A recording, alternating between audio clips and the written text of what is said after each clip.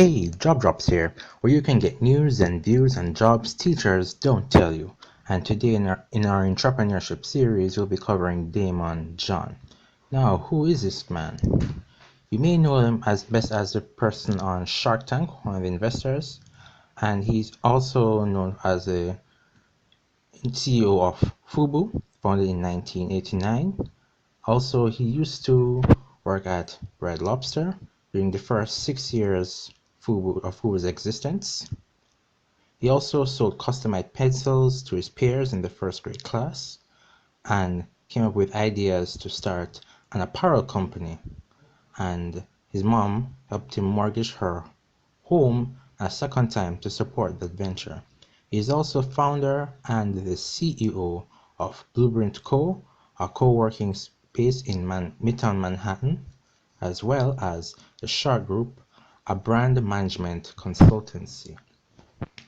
So here on the Fubu website, on the About Us page, it says, what began as a bunch of hats made in Daymond Johnson's Hollis, Queens home by he and his close friends have turned the partners of Fubu into leaders in one of the most successful sportswear companies of all time, and the creators of a whole category of marketing innovations that are now considered to be staples of the industry. Daymond mortgaged his home for $100,000, turning half of the house into a factory and the other house into a living space for Team Fubu. His neighborhood friends consisted of Vice President J. Alexander Martin and the co-founders Keith Perrin and Carl Brown. J. Alexander, Keith, and Carl are key members of Team Fubu and are, of course, the ones who started the business in the first place. So on their homepage, right now they have shirts available as well as caps, which I believe was their first product. On the on the Washington Post, we read, "When we were small, Fubu," and talk. In the late afternoon on March 24, 1989, Daymond John, who just turned 20, stepped onto a street corner in Queens, New York, with his first batch of handmade hats. John started peddling his headwear, basically wood beanies with a string knot on top, replicating a popular urban design to pedestrians on the sidewalk. An hour later, he sold about $800 worth of hats. Honestly, I didn't think it would ever become anything, said John, founder of Fubu, a hip-hop inspired apparel brand with sales eclipsing $6 billion in the past 25 years. In an interview, John, now an investor on ABC's Shark Tank, walked us through the evolution of Fubu, an acronym for us by us. Initially, it was thought printed t-shirts, but not my own brand. I went and printed up some shirts when the Rodney King riots were happening in Los Angeles with the lines like, "What happened to poor Rodney King?" Then Mike Tyson got incarcerated and we did the whole Tyson shirts. We would sell them at events on street corners. So he did a lot of hustling and he saw need in the hip hop community where a lot of money was making off the hip hop community, African Americans, break dancers, whatever we were called at the time. Having met many of those designers, I think those were just urban legends. By the time they said, "We don't make clothes for rappers," it frustrated me being from New York and being part of that community.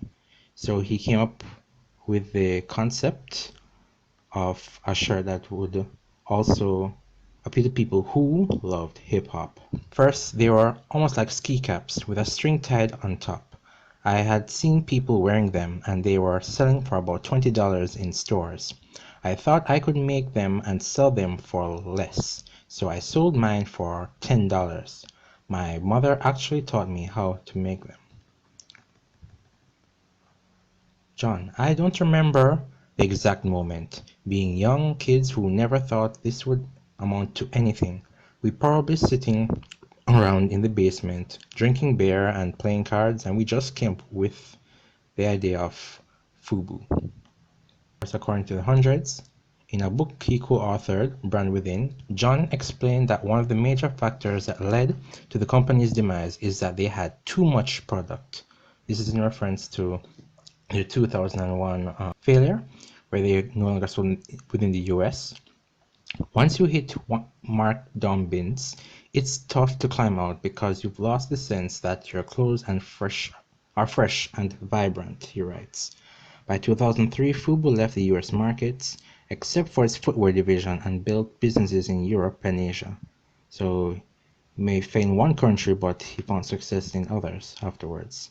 Additionally, they acquired upcoming brands like Heatherette, Drunken Monkey, Kappa US Kogi, and Crown Holder. Worldwide sales for those brands reached 200 million USD in 2009. Despite being absent from the marketplace, no catastrophic collapse or new people coming on board. And of course, you have persons like LL Cool J and Keith Murray that actually wore a lot of his shirts. Of course, from left to right, you have Keith Perrin, Carl Brown, Daymond John, J. Alexander, and Martin. There it is, the Fubu logo on each of them. How Fubu is making a comeback. This is in March 2019. When Fubu, which stands for Us By Us, was hot, it was over 5,000 stores, and in 1998 its yearly sales were more than 350 million. But after co-opting with a Gap commercial, the made compilation called The Good Life, the team decided to retreat from the US market in 2003. Fubu released its selling song Fubu, becoming a mantra for the marginalized people seeking ownership of their culture and their existence. And last year, during the second season of Donald Glover's Atlanta series, an episode titled Fubu followed a young Ern who purchased a Fubu jersey that he and a classmate wore on that same day. But, of course, Fubu didn't really capitalize on these moments. They made attempts at comebacks and relaunches over the next couple of years and collaborated with brands and retailers including Puma, Pyremoss, and Urban Outfitters. But parents said that these were just testing the waters. Now, with a 20th century partnership, they are legitimately back. Working with Century 21 covered a variety of bases. Firstly, it's a retailer that resonates with the team, who all grew up in New York, but it's also a way to reintroduce the brand to a younger customer base, and they're targeting 18 to 34-year-olds, provides nostalgia for those who remember it. Now the next article from Business Insider, Shark Tank investor Daymond John explains why working at Red Lobster was a perfect job for him in his 20s. According to the article, when you work at Red Lobster, you don't take your job home with you, he says. No one calls you up and says, I need more tartar sauce. He wanted to be an entrepreneur and start his own apparel company, but he wasn't independently wealthy and needed a job to pay the bills in the meantime. As a waiter, he could leave work and know that he was free until his next shift. No emails, no phone calls were going to intrude in the meantime. He used his time away from the restaurant to focus on Fubu, which eventually built into a $350 million company. He started working in his day job as a way to learn about the way the company works.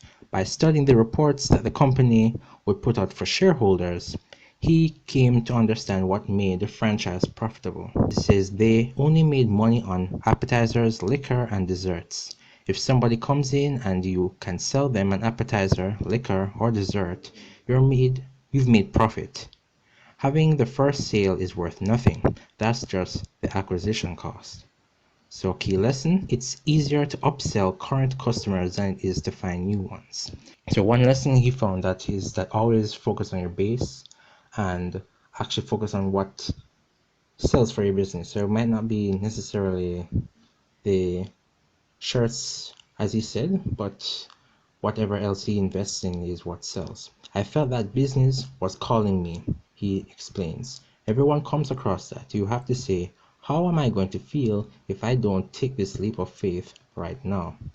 He didn't end up needing that backup plan, which was going figuring that he'd always be able to work as a waiter again.